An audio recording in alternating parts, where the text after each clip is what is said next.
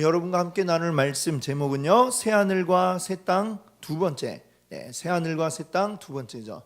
하이델베르크 요리문답이 아니고, 자, 우리 새하늘과 새 땅 두 번째입니다. 자, 우리 한번 좌우 옆에 또 앞뒤로 같이 한번 인사 나눠보겠습니다. 우리 활짝 웃는 얼굴로, 스마일 하면서 입이 귀에 걸리도록 하면서 인사 나누겠습니다.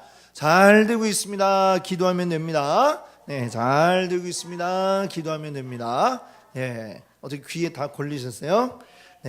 자, 오늘 또 함께 말씀 통해서 우리 하나님의 은혜를 누리고 또 우리 더 큰 주님이 주시는 기쁨을 함께 맛보시는 여러분 되시기 바랍니다. 우리 계속해서 금요일 밤 우리 요한계시록 말씀을 함께 생각하고 있습니다. 요한계시록의 말씀을 우리 크게 이제 네 덩어리로 나누어 봤어요. 그렇게 나눈 것은 이제 사도 요한이 뭘 보았다라고 이제 하는 것이 네 차례에 걸쳐서 나오고, 이제 성령께서 이 사도 요한을 이끌어서 계시를 보여주시는, 네 번에 걸쳐서 보여주시는 것으로 우리가 그렇게 생각하고 이 내용을 네 등분으로 나누어 봤습니다. 자, 그 중에 이제 첫 번째는 1장부터 3장까지 내용인데요. 거기 보면 뭐가 나오냐면 이 소아시아의 7 교회들에 대한 말씀이 나오고 있습니다. 그 7 교회들, 에베소 교회, 또 버가모 교회, 서머나 교회, 등등해서 7개 교회가 나오죠. 이 교회 중에 어떤 교회는 잘하기도 하고, 또 어떤 교회는 혼나기도 하고, 어떤 데는 잘한 것도 있고, 또 혼나는 것도 있고.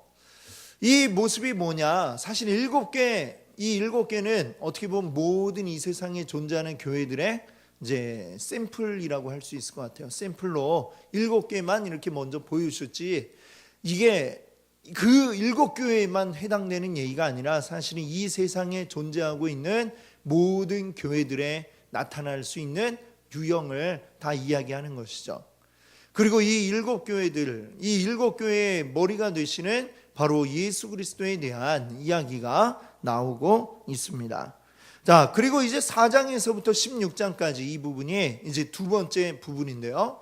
여기에는 처음에는 이제 하늘로 올라가는, 하나님 나라로 올라가는 이 사도 요한이 모습이 나오죠. 하나님 나라의 모습을 봅니다. 가운데는 하나님의 보좌가 있고, 그 주변에 일곱이 아니라 네 짐승이 있고, 그리고 또 24장로들이 이제 쫙 그 옆에 있는데, 그들이 하는 일이 뭐냐? 이들은 이제 이 교회의 대표를 의미하는 거죠. 교회. 그들이 하는 일이 밤으로 낮으로 하나님을 찬양하고 영광 올려드리는, 이게 바로 하나님 나라의 일이다라는 것을 이제 보여주었고, 근데 이제 그 보좌로부터 이제 시선이 어디로 가느냐? 보니까 이제 그 보좌에 앉으신 분 누구예요? 하나님이죠. 하나님의 오른손에 들려져 있는 이 두루마리가 이제 보이는 거예요. 그 5장에 이제 그 탁 두루마리로 쫙 이제 들어가는데, 그 두루마리를 보니까 안팎으로 막 뭔가 빽빽하게 적혀져 있고 봉인이 딱딱딱 7개가 되어 있어요. 이게 무엇인가 하고 보니 이게 바로 하나님의 구원의 계획이 적혀 있는 두루마리라고 했습니다. 근데 이 봉인이 되어 있어요. 아무도 이것을 뜯지 못한다는 얘기는 어떻게 된다는 거예요? 하나님의 구원의 계획이 아직 이게 실행이 안 되고 있다는 얘기죠. 이걸 누가 할 수 있겠는가? 이렇게 보니까 아무도 없는 것 같아서 이 요한이 슬퍼하며 우는데, 보니까 이 천사가 딱 이야기를 하는 거야. 야, 저기 봐. 해서 보니까 누가 나타난 거예요? 어린 양. 일찍이 죽임을 당한 것 같은 어린 양. 그러면서 또 유다의 사자다, 이렇게 얘기하죠. 예수님은 유다의 사자이면서 또한 동시에 일찍이 죽임당한 어린 양으로 이렇게 모습이 나옵니다. 예수님이 그 손에 들린 이 두루마리를 딱 취하여서 그 다음에 이제 뜯기 시작을 하는 거죠. 하나씩. 그게 이제 바로 7인 재앙이 이제 거기서 나오죠. 7인 재앙, 또 7 나팔 재앙, 또 7 대접 재앙이 이제 쫙 이제 이어서 나옵니다. 그게 이제 16장까지죠. 맨 마지막 7 대접, 7번째 대접 심판까지 딱 될 때에 이 세상의 모든 악이 다 심판받는 그 모습을 나타내고 있는데, 특별히 이제 그 세상의 마지막 심판으로 모든 악이 멸망하는 과정만 딱 또 이제 뽑아가지고 보여주는 게 바로 이 세 번째 부분이 되겠습니다. 17장에서 20장까지가 되겠죠.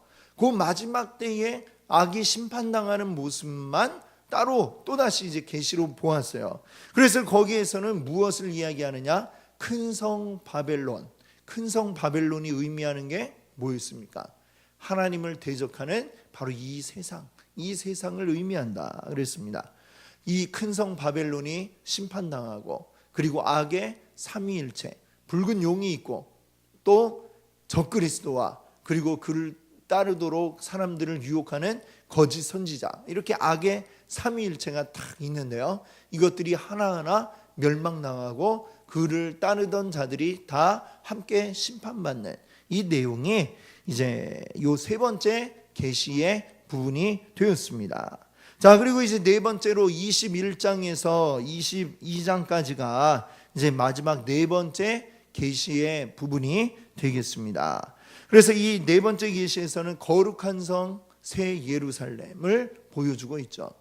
자, 이 내용이 이렇게 딱 진행이 되는 걸 보면 맨 처음에 교회 이야기로 시작을 해서 그 다음에는 이 세상이 심판당하는 이 대접 재앙까지 쫙 이어지는 세상에 대한, 또 그 다음에는 마지막에 그 심판당하는 이 세상의 모습을 더 확대해서 보여주는 이제 내용이 세 번째였고, 마지막 이제 네 번째에 와서는 다시금 이제 교회로 다시 돌아와서 이 교회 마지막 영광의 승리를 하는 교회의 모습을 마지막으로 또 이제 21장 22장이 보여주고 있습니다. 그래서 이렇게 내용이 교회 얘기를 했다가 세상이 나왔다가 다시 교회로 이렇게 돌아가는 그런 구조를 가지고 있죠. 자, 그 21장의 내용을 이제 우리 지난주부터 들어가 보았습니다. 1절에서는 지난주에 우리가 1절을 보았는데 새하늘과 새 땅에 대해서 말씀을 하고 있어요. 새하늘과 새 땅,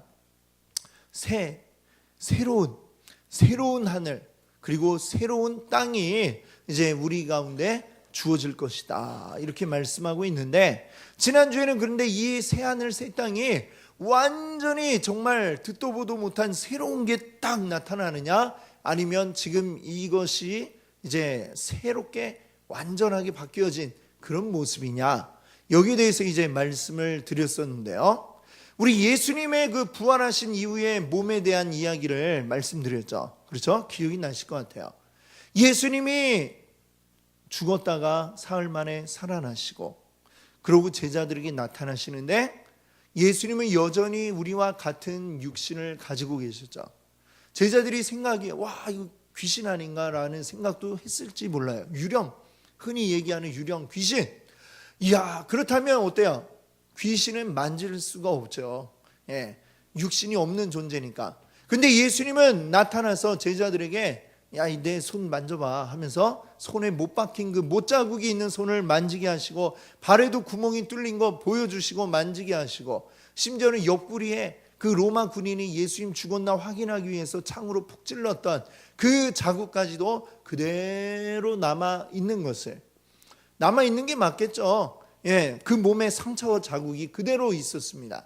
예수님의 육신은 우리와 같은 여전한 그 육신을 가지고 있었음을 그걸 통해 보여주셨어요. 그러나 우리와 완전히 똑같은 육신은 또 아니다라고도 할 수가 있겠습니다. 왜냐하면 예수님이 사방 꽉 막혀있는, 문도 닫아놓고 창문도 다 닫아놓은, 제자들이 무서워서 숨어있느라고 꽁꽁 다 걸어 잠그고 그 안에 있는데 예수님이 싹 나타났어요. 어떻게 나타났을까요? 예, 신기하죠? 그 예수님 나타나셨다가 또 순식간 싹 사라지시고, 엠마오로 가는 제자들하고는 이렇게 막 얘기를 나누시고 막 말씀을 나누시다가 저녁 식사를 딱 하시면서 내가 바로 그 예수라는 것을 딱 이제 이 제자들이 깨달았을 때에 그때 또 갑자기 싹 사라지시는 마술 같은 일이 벌어졌습니다. 예수님 마술 살아서 그렇게 하신 것이 아니라 예수님의 이 몸은 우리와 분명 같은 몸이지만 부활하신 그 예수님의 몸은 지금 우리와 같은 몸이 아니라 완전 또 다른 새로운 몸이다, 이렇게 얘기할 수 있겠죠. 자, 이 마지막 때의 새 하늘과 새 땅은 어떤 것이냐? 지금 분명히 지금의 땅과 지금의 하늘과 뭔가 관련이 있지만, 그러나 새롭다라고 이야기할 정도로 확 바뀌어져 있는 바로 그러한 땅과 하늘이 될 것이다 라고 이렇게 우리는 말씀을 통해 생각을 할 수 있습니다. 자, 그것에 대해서 이제 우리가 이야기를 지난주에 나누었고요. 이제 오늘 2절에 보니까, 2절에 보시면은 새 예루살렘에 대해서 이야기를 하고 있습니다. 새 예루살렘, 우리가 흔히 생각하기를 예루살렘은 그 이스라엘의 수도이고 또 뭔가 굉장히 어떤 많은 그 하나님께서 예루살렘에 대한 어떤 이미지들을 우리에게 많이 보여주셨어요. 그래서 이 새 예루살렘, 그러면 이게 바로 그때에 이루어지는 하나님의 나라가 아닐까라는 생각을 하는데, 사실 여기에서 이야기하는 새 예루살렘은 뭐냐? 바로 교회다라고 이렇게 이야기할 수가 있습니다. 여러분, 이 새 예루살렘과 반대되는 거, 그게 뭘까요? 앞에 나왔던 세 번째 계시에서 멸망당한 그게 뭐였죠? 바벨론. 이 바벨론이 뭐예요? 큰 성 바벨론이라고 얘기했는데, 바벨론이 곧 뭘 이야기한다고 그랬죠? 이 세상을 이야기한다라고 그랬습니다. 바벨론은 무엇이냐? 이 세상을 따라간, 이 세상을 쥐고 흔들고 있는 사탄을 따라간 그 바벨론은 말하자면 사탄의 신부라고 할 수 있죠. 그것이 바로 이 세상이다, 또는 이 세상에 속한 사람들이라고 말할 수 있습니다. 그렇다면 그와 반대되게 나타나고 있는 이 새 예루살렘 뭘까요? 하나님을 쫓아 따라가는 어린 양의 신부, 그리스도의 신부, 즉 그리스도의 신부가 누구예요? 바로 교회를 이야기하는 것이다 라고 이렇게 우리가 생각할 수가 있겠습니다. 새 예루살렘은 바로 교회 공동체의 최종적인 영광된 아름다운 모습을 나타내는 상징으로 지금 여기에 새 예루살렘이 사용되고 있는 것이죠. 2절을 보세요. 2절 한번 2절 한번 같이 읽어보겠습니다. 거룩한 성 새 예루살렘이 하나님께로부터 하늘에서 내려오니 그 준비한 것이 신부가 남편을 위하여 단장한 것 같더라. 자, 새 예루살렘이 내려온다 그랬어요. 근데 그게 뭐 같다고 그랬어요? 신부, 남편을 위해 단장한 신부 같다고 그랬어요. 성경에 계속해서 나오는 아주 중요한 그러한 비유 가운데 하나가 바로 신부이죠. 신부, 바로 그리스도의 신부, 즉 끝까지 이 세상에 속하지 않고 그 믿음을 지켜낸 우리 성도들, 그리고 그 성도들로 이루어진 교회, 이 교회가 바로 무엇이냐? 바로 새 예루살렘이다 라고 이렇게 우리가 이야기할 수 있습니다.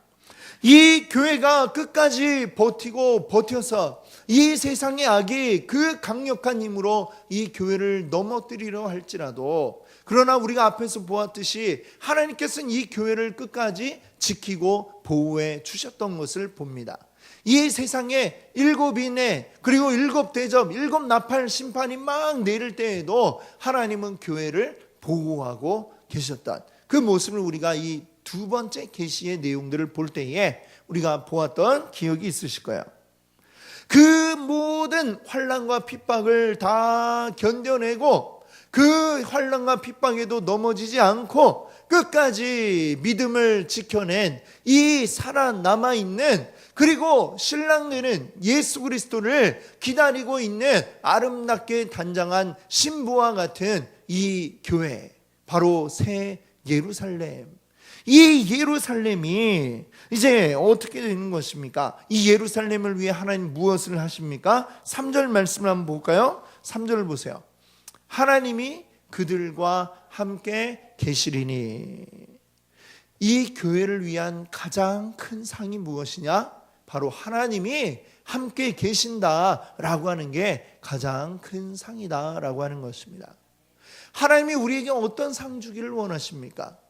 그 상들 물론 많은 것이 있을 수 있지만 가장 큰 상은 뭐냐? 바로 하나님이 우리와 함께 하시는 것입니다. 여러분 이 말씀 보세요. 4절에 보세요. 뭐라고 말씀하고 있습니까? 모든 눈물을 그 눈에서 닦아주시니 다시는 사망이 없고 애통하는 것이나 곡하는 것이나 아픈 것이 다시 있지 아니하리니. 전 것들이 다 지나갔음이로라. 이 무슨 말씀입니까? 하나님이 함께 하시면 이것들이 다 사라진다는 것입니다. 곡하는 것, 아픈 것, 애통한 것, 이것들이 다 사라지는 거예요. 그것들이 우리에게 지금 있는 이유가 뭡니까? 눈물이 나고 아프고 고통스러운 것들은 다 이 죄로 인하여 이 멸망받을 이 세상의 영향들이 우리를 이렇게 고통스럽게 만들어 온 것이죠. 그리고 그 가운데 믿음을 지키려다 보니 우리에게 고통이 찾아오고 핍박이 다가오고 이런 어려움이 있었던 것입니다. 그런데 우리 하나님이 이제 우리와 함께 하신다는 것이죠. 함께 하시면서 우리를 위로하여 주시고 눈물을 닦아주시고 이제 울지마, 다시는 울리지 않을 거야, 이렇게 말씀을 해주고 계세요. 그 날이 바로 이 교회가 살아남아 하나님의 상을 받는 날이다라는 것이고, 그 가장 중요한 상이 바로 이 하나님과 함께 하는 것, 이보다 더 큰 상이 없다라고 오늘 말씀은 이야기하고 있습니다. 여러분 제가 어릴 때 보았던 TV에서 해주던 만화 영화가 있는데요, 엄마 찾아 산말리. 여러분 보셨습니까 혹시? 엄마 찾아 산말리. 저 하도 오래돼서 이 내용이 다 기억이 나진 않는데 그 한 아이가 있죠. 제가 찾아보니까 이름이 마르코더라고요. 마르코인데 이 마르코는 이탈리아에 사는 어린이에요. 근데 그 집이 너무 가난하다 보니까 엄마가 일을 하러 떠납니다. 어디로 갔냐면 아르헨티나로 떠났대요. 굉장히 멀리 갔죠. 이탈리아에서 아르헨티나. 옛날에는 아르헨티나가 한때는 잘 나가던 때가 있었죠. 그래서 그 아르헨티나 막 돈도 많이 벌고 그러기 때문에 거기에 가서 돈을 벌러 갑니다. 이제 그 아르헨티나에 있는 가정의 집에 파출부로 들어와서 일을 하기 위해 가요. 근데 그 일하기 위해 멀리 떠난 이 엄마가 병에 걸렸다는 소식을 듣고 마르코는 엄마를 찾아 떠납니다. 머나먼 길을 가죠. 이탈리아에서 아르헨티나까지 지구 반대편으로 찾아가는 과정입니다. 정말 이 어린아이가 얼마나, 그게 보통 일입니까? 한 초등학생쯤 되는 아이가 엄마를 찾아 이탈리아의 유럽에서부터 저 남미 끝에 있는 아르헨티나까지 찾아 물어 가는 거예요. 얼마나 힘들까요? 그렇죠? 정말 엄마가 얼마나 걱정되고 병에 걸렸다는 얘기만 듣고 가는데 얼마나 걱정이 되고 얼마나 만나고 싶을까요? 그 마음으로 가는데 이 만화는 항상 엄마를 찾아가면 어떻게 돼요? 일주일 전에 엄마가 이사 갔단다, 떠났단다, 이런 얘기를 계속 듣는 거예요. 물론 그렇게 해야 만화가 계속 이어지니까 계속 그렇게 하겠죠. 자, 좀만 일찍 오지. 매주마다 그 소리를 들어요. 그래도 이 아이는 실망하지 않고 마르코는 계속 엄마를 찾아 떠나갑니다. 자, 어떻게 생각하면 엄마가 일부러 아들을 피해 도망가나 이 생각이 들 정도로 어떻게 그렇게 갈 때마다 조금씩 이렇게 엇갈려가지고 엄마는 먼저 떠나고 마르코는 또 찾아 떠나갑니다. 자, 그 가운데에 정말 이 아이의 마음은 어떻겠어요? 그 조금만 더 빨리 올 걸 하는 마음이 들 때 이 엄마에 대한 간절함이 막 샘솟겠죠. 근데 이 만화 영화 맨 마지막에 결국에는 엄마를 찾아요. 엄마를 찾고 그리고 이 엄마의 병을 이제 수술을 해서 고치고 이렇게 해피엔딩으로 끝이 납니다. 자, 그때 이 마르코가 엄마를 만났을 때 어떤 마음이었을까요? 엄마를 찾아서 그렇게 오랫동안 찾아 헤매고 저 이탈리아에서 아르헨티나까지 와서 그 아르헨티나의 곳곳을 찾아다니며 엄마를 찾아다니다가 마침내 만났을 때에 마르코가 뭘 바랬을까요? 엄마한테 엄마 선물 사주세요 이랬을까요? 엄마가 그동안 선물 사주기만 기다렸어요. 아마 그러지는 않았을 거예요. 이 마르코에게 가장 중요한 게 뭐예요? 바로 그 엄마와 함께 한다는 거. 엄마와 함께 있는 게 너무 좋은데 거기에 뭐가 더 필요하겠어요, 사실. 엄마는 이제 그동안 이 아들에게 못 해준 게 너무 안타까우니까 너를 위해 선물도 사주고 싶어. 그래서 선물도 사주려고 하고 사줬겠죠. 하지만 그 선물이 이 마르코에게는 아마 눈에 들어오지 않을 거예요. 왜? 엄마만 있으면 되니까. 그 엄마를 그토록 보고 싶었는데 마침내 찾았으니까 그 기쁨이 다른 어떤 선물보다도 더 컸을 것이다. 우리가 이렇게 짐작해 볼 수 있지 않습니까? 여러분, 우리가 그 마지막 때에 하나님 앞에 설 때의 감정이 아마 이 엄마 찾아 산말리에 이 마르코가 엄마를 만났을 때의 그것보다 아마 더 크리라 라고 믿습니다. 다시 오시겠다 약속하신 이 주님이 다시 오실 때, 그래서 이 땅 가운데 우리를 괴롭히던 모든 악한 것들이 다 싸그리 심판당하게 되고 이곳에 새하늘과 새 땅이 우리 가운데 이루어지게 됐을 때, 그리고 마침내 우리가 그리스도 앞에 하나님의 보좌 앞에 서게 된 그 시간, 우리에게 가장 바라는 것은 무엇일까요? 이 순간이 영원했으면 아마 그 마음이 가장 크지 않겠습니까? 그토록 만나 뵙고 싶던 우리 아버지를 우리가 드디어 눈으로 보고 만나서 인사를 나누고 그 품에 안기는 이 감격스러운 순간이 우리에게 펼쳐지는데, 그때 우리가 근데 우리 상 뭐 주실 거예요? 우리 그렇게 힘들었는데 상은 뭐 주실 거예요? 이거를 우리가 과연 그때에 이야기하겠는가? 라는 것이죠. 하나님 물론 우리에게 상 주겠다 약속하시지만 그것이 우리의 천국에 가기 위한, 하나님 나라에 들어가기 위한 목적이 될 수는 없는 것입니다. 우리에게 가장 중요한 것은 뭐냐? 바로 그 하나님과 함께 한다는 것인 줄 믿습니다. 그 하나님과 함께 할 때에 드디어 우리의 모든 고통들이 사라지게 된다는 것이죠. 우리가 아까 함께 읽어보았던 3절 그 뒷부분부터 4절까지 말씀이 이야기하는 게 뭐예요? 하나님이 그들, 다시 띄워주세요. 3절 중간 이하에 보시면은 하나님이 그들과 함께 계시리니, 하나님이 이제 이 교회와 함께 있다는 것입니다. 그들은 하나님의 백성이 되고, 그리고 하나님은 친히 그들과 함께 계셔서 모든 눈물을 그 눈에서 닦아주신다.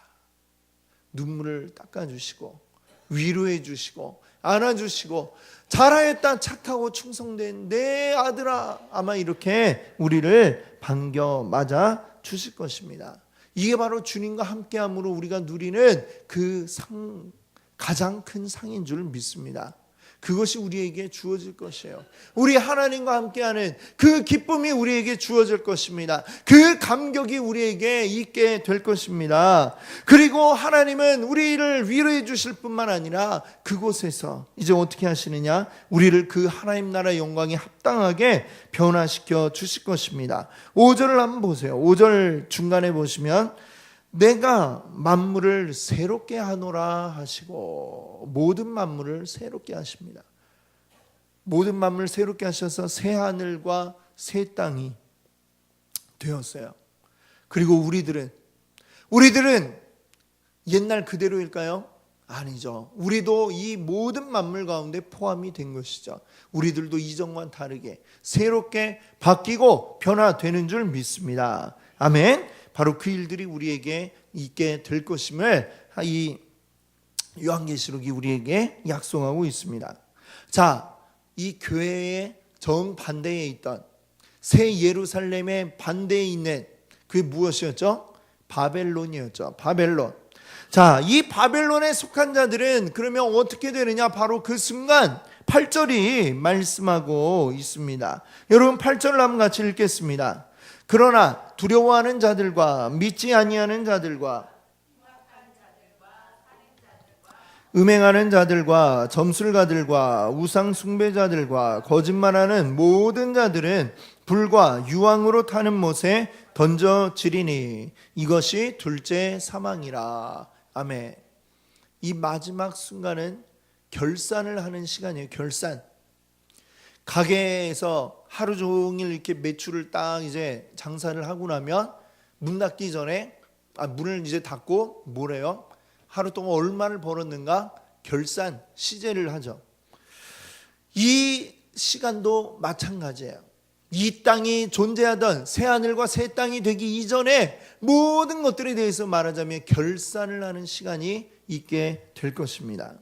그때에 끝까지 살아남은, 견디고 버텨낸 교회는 하나님께 나아가서 우리는 칭찬 듣고 하나님과 함께하는 이 상급을 받게 될 것이지만, 그러지 못한 자들은 과연 어떻게 된다고 말씀하고 있습니까? 그들은 불과 유황으로 타는 못에 던져지리니. 이 불과 유황, 어찌 보면 이게 우리 이 성경이 쓰여지던 시대의 가장 끔찍한 어떤 장면을 떠올린다면 불과 유황이 막 타는, 또는 화산이 막 폭발해서 그 막 화산 용암이 막 쏟아지는, 거기에 사람이 빠졌다고 한번 생각을 해보세요. 끔찍하죠. 뭐 비명 지를 틈도 없이 그냥 으악 하고 그냥 불에 타버리고 용암 속에 사라져버리는 이 끔찍함이 있게 되겠죠. 거기에 던져지게 될 것이다. 모든 사람이 생각할 수 있는 가장 끔찍하고 정말 겪고 싶지 않은 그 일을 이야기한 것입니다. 그 일이 누구에게 벌어진다는 것이에요? 하나님의 편에 있지 못한 이 바벨론의 편에 서 있던 자들이 바로 그 일을 당하게 될 것이다 라고 하는 것이죠. 그리고 이것을 무엇이라 말씀하고 있습니까? 둘째 사망이라고 말씀하고 있습니다. 둘째 사망, 우리 계속해서 이야기했었죠. 첫째 사망이 있고 그 다음에 첫 번째 부활이 있죠. 첫 번째 부활은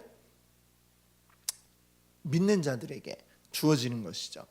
자, 그러다가 이 마지막 때에 주님이 다시 오실 때에 그때는 또 어떻게 됩니까? 이제 두 번째 부활이 있게 되는데 육의 부활이 있게 되는 거죠. 영과 육이 다 함께 다시 만나게 되는, 그때는 악한 자들도 다시 살아나게 되죠. 그리고 이 결산 때에 딱 결산을 해가지고 너는 불과 유황의 못에 던져지리라 하면 던져지게 되는 거죠. 그것이 바로 무엇입니까? 바로 둘째 사망이라고 말씀하고 있습니다. 요한계시록은 우리에게 분명히 이 세상의 끝이 있고 그 끝에 가서는 분명히 하나님의 심판이 있다라고 우리에게 말씀하고 있습니다. 하나님의 심판, 우리들이 하나님의 기준에 맞게 되었는지 아닌지를 확인하게 되는 것이죠.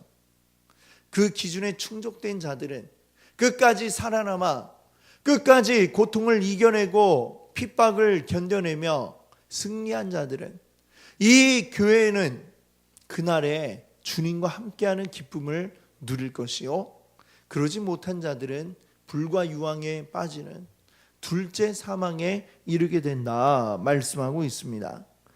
이 요한계시록이 우리에게 주는 교훈은 바로 그것입니다.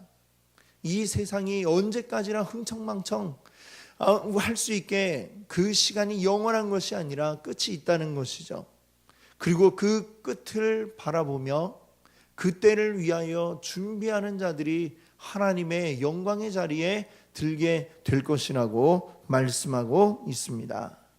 오늘 그것을 아는 자들은 이 세상 가운데서 어떤 핍박이 오더라도 우리는 견뎌내고 이겨낼 줄 믿습니다. 이것이 영원한 것이 아니기 때문입니다. 잠시 잠깐의 고통은 우리에게 있겠지만 그러나 우리에겐 영원한 기쁨이 기다리고 있는 줄 믿습니다. 그것을 바라보고 우리 오늘도 달려가기 원합니다. 하나님과 함께함이 우리의 가장 큰 기쁨입니다. 그 기쁨을 놓치지 않기 원합니다. 오늘 주님 우리와 함께 하시고 우리가 능히 이겨내도록 견뎌내도록 도우시고 힘주시는 줄 믿습니다. 오늘 우리 하나님만 온전히 붙들고 하나님께 힘을 얻어서 하나님의 능력을 공급받아서 오늘도 승리하시는 여러분들 되시기 바랍니다. 기도하겠습니다.